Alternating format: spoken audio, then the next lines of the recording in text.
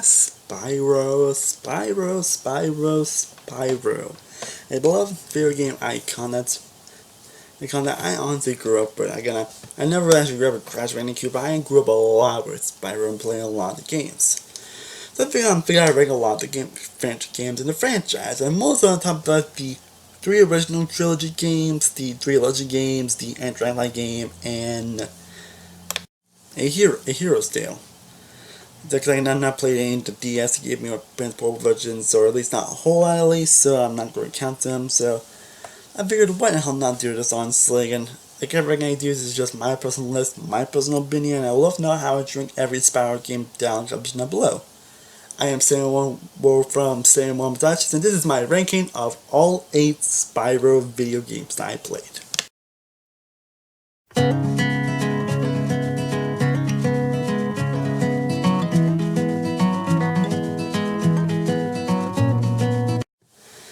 Coming in dead last is easily Enter Dragonfly. I mean, come the frick on, Enter Dragonfly is a pretty abysmal game.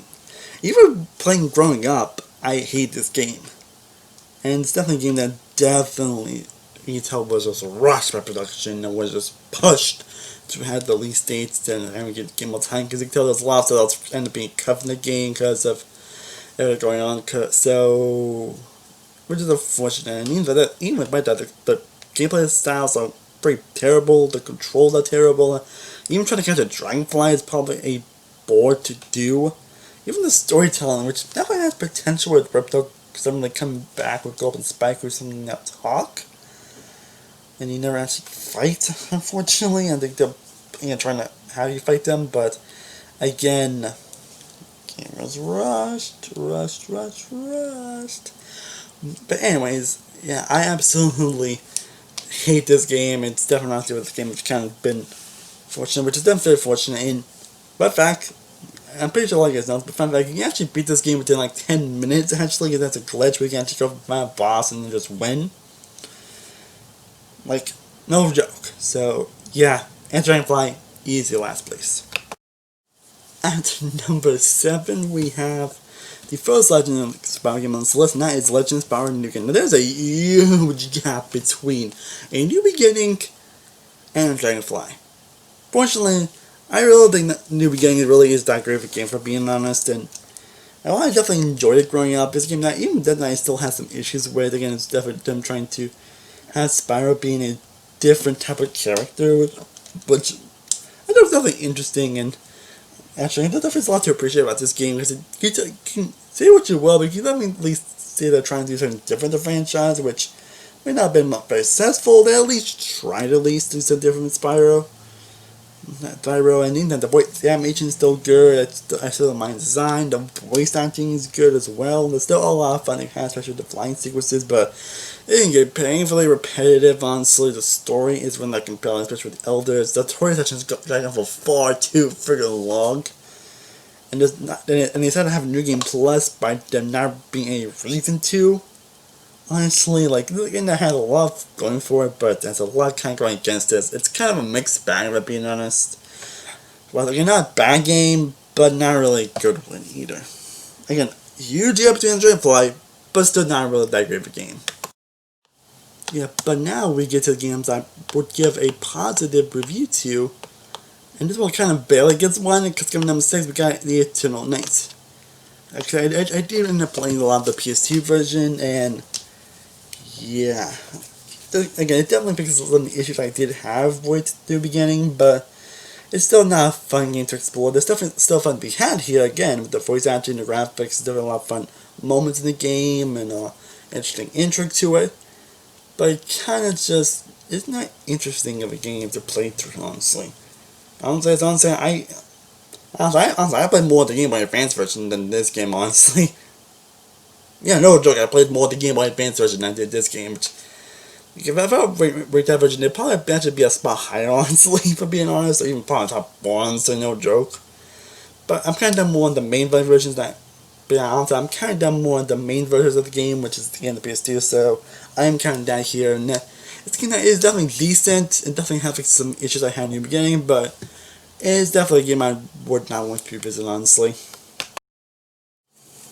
Now, coming in at number 5 on this list is the last Legend of Spyro game. I've done Legend of already, and that is Dawn of the Dragon. And again, that it took me literally years to actually beat, but it's definitely my for the quality of the game itself. But again, I still think it's honestly a lot of fun, honestly. It's everyone's game I think it's more fun with co-op though, honestly, and I don't want to play games with my family anymore, so.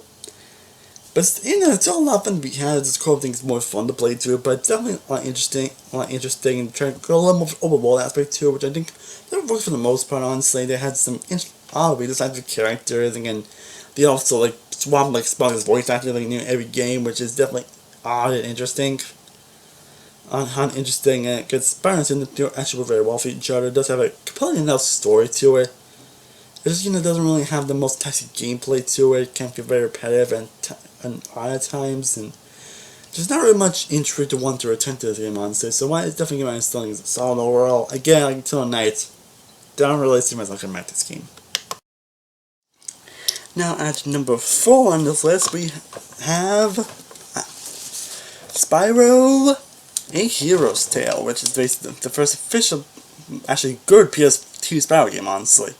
Because looking back on it, it's definitely a game that I don't think is not like perfect, honestly. It's definitely not perfect as the original games, but it's a game I definitely remember loving and appreciating a lot. And looking back, it definitely does have issues, like with the villain not being as interesting as the previous villains, and again, even some of the boss fights being kind of weak if you actually think about it, and some of the stuff they were saying, how they talk about Spyro's size, like, okay, but there's still a lot of fun behind this game. And again, like the worlds you go to are fun, the challenges are definitely great, and sometimes can be very hit or miss. I'm not the hugest fan of, but there's still a lot of fun with those challenges. And you can play as different characters, kind of like similar to either Dragon, like with Sergeant Bird. You can play as Hunter, you can play as this mole character. You can play as Sparks. Like, again, something else can be kind of hit or miss, but it's still fun for the most part. Now, if I said fun, also join these dark gyms as well. That are making basically stuff else have different abilities. That are definitely fun to use as well. There's a lot of fun to be had in these games. That's what I'm saying. There's a lot of fun to be had in these type of games, and I know. Again, while I haven't played it a lot, I do remember very fondly in this game. So, be a Hero's Tale, definitely grab, definitely blood to put on this list. Definitely does belong number 4 on this list. Now, as you guessed it, the next 3 on this list are the original trilogy games, obviously. So yeah, so coming in number 3 on this list, we have the original Spyro Dragon, the game that started it all. Again, that actually would have been a bit low on this, honestly, because I played a lot of the first 2 of the 2 games we were talking about, like which is Rage and Free the Dragon. I played so much of it growing up. Yeah, I never actually played a lot of the original for some reason. I played some of it, but not as much as the previous 2. But honestly, when I played the Reunited Trilogy in 2018, which I guess not how much I was excited for that, it honestly made me appreciate the original so much more. Like, so much more. Well, I don't know if it's from the updated graphics, or the updated worlds, or the stuff that Dragon said had more personality than the original. Original on the voice acting, whatever, but again, overall, I definitely do appreciate the original a lot. Like, again, the boss fights are still pretty crappy, honestly, but this game, if I want to have to revisit the original Spyro game, I'm definitely probably visit more the Reunited version than the original, because I definitely was still I still enjoy the original. I'm probably get like a 4 out of 5. Again, it probably would be a bit lower than the Hero's Tale, honestly, but the Reunited version definitely bumped up a little high, so it definitely belongs at number 3 on this list. Now we get to the top 2, people. Coming in number 2 on this list, we have Spyro 2, Ripto's Rage. This, my friends, is how you do a sequel. This is how you do a sequel right. This takes everything that was good about the original Spyro and just stuff to get you get more experience worlds, more things to do here, more things to collect. The worlds, to say, are still so much fun to play. Again, some worlds better than others, but like the story is better. I always liked Ripto as a character. I always liked Crush and Gulp, and this game kind of gives a lot more personality than ever. This game gives a lot. Again, obviously, I'm talking about the Reunited version, honestly. I think for me, they're probably the more preferred version to play Spyro, might be at least in today's standards. But anyway, The characters are interesting, especially the Hunter and Flora and the Professor. Again, the worlds are fun, but it's statistic to explore, so the orbs, do different challenges. There's always so much variety in these next two games, which makes them so fun and interesting to always go back to. So, and even though this isn't the ones like the greatest, like with the Alchemist Challenge, which is some of so first, but hey, just keep playing it for. But Witcher Rage is still an excellent game. That's honestly one of my all-time favorites. But now, before we get to my number one, feel free to hit that like and subscribe button if you want to see more like this, and I would let us know how I track all the Spyro games down in the comment section down below.